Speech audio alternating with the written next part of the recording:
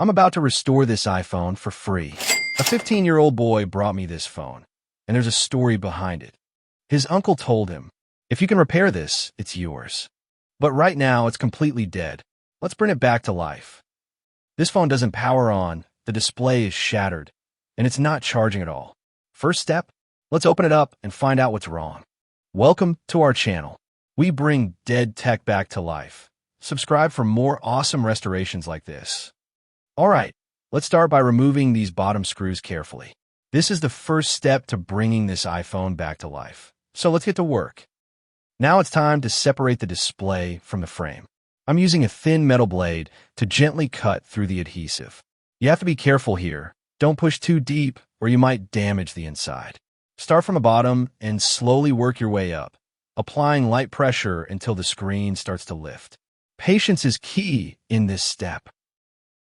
The adhesive is loose now, so let's carefully separate the display from the frame using just our hands. Start by lifting from the bottom, apply gentle pressure, and wiggle it slowly. If you feel resistance, don't force it. Work around the edges to release the glue evenly.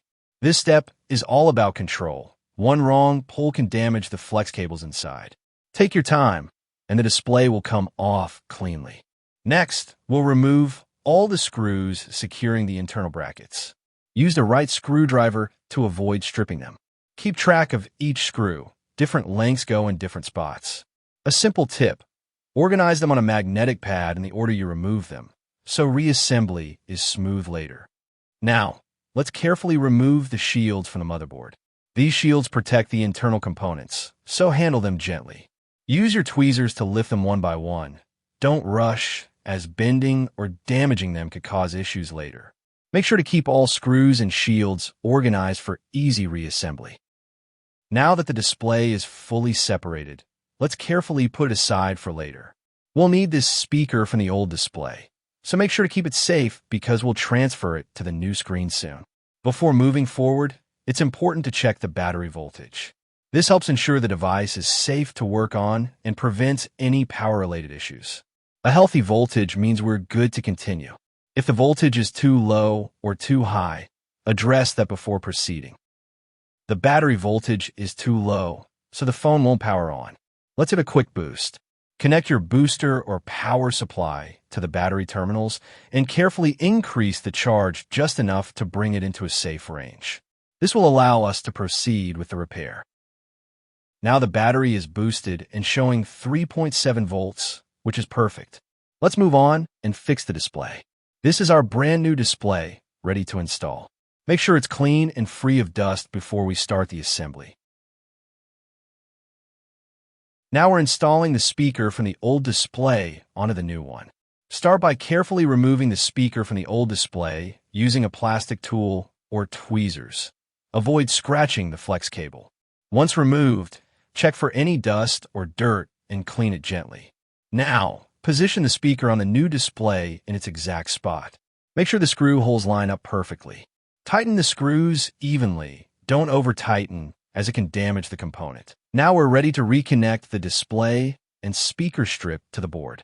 Carefully align the main display connector with its socket and gently press it down until it clicks into place, ensuring a perfect fit. Next, align the speaker strip connector and slide it into its socket, pressing it firmly so both connectors are secure and properly seated. Now comes the moment of truth. We're going to turn on the phone. Watch closely. Wow, it's showing the low battery symbol.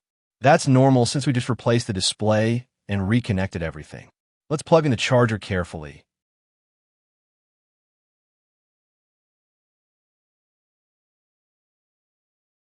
And there we go, it's charging. You can see the battery icon filling up, confirming everything is working perfectly. Always double-check that the phone responds to touch and the display lights up evenly. This step ensures that both our display and battery connections are secure and functioning smoothly before final assembly. Now we're going to secure the shields and screws back in place. This step may seem small, but it's extremely important for protecting the delicate components underneath. Many technicians skip it to save time, but that's not ethical and can lead to serious damage later, so always treat the device with care. Carefully align each shield over its designated section and make sure it sits perfectly before gently screwing it in. Every screw has its exact position, and missing even one can affect performance or safety, so take your time and avoid forcing anything. This attention to detail shows professionalism and ensures the repair will last. Respecting the device and doing things right reflects the true skill of a technician.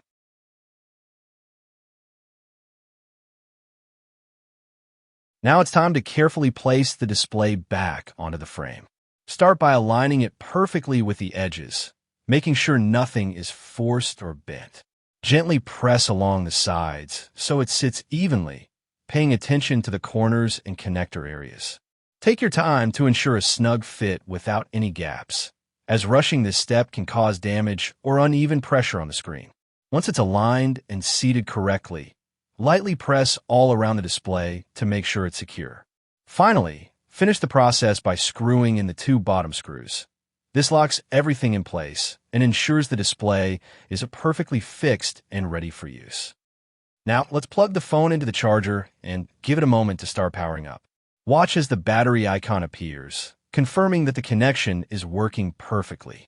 This brief wait allows the phone to stabilize and ensures everything is functioning properly before we continue. It's always a good practice to check that the screen responds and the charging indicator is steady, giving you confidence that the repair is successful and the device is ready for use. Now the phone is turned on, but it's locked, so I'm only able to access the emergency call option. I'm carefully testing the touchscreen here to ensure it still responds perfectly, even in this limited mode. Hopefully, the owner, or in this case, his uncle, remembers the iCloud credentials and password so the phone can be fully unlocked and ready for normal use. Even with restricted access, it's good to confirm that the display and touch functions are working flawlessly. I'm now applying a screen protector to keep the display safe and scratch-free. If you enjoyed this repair, don't forget to subscribe for more tips and tutorials.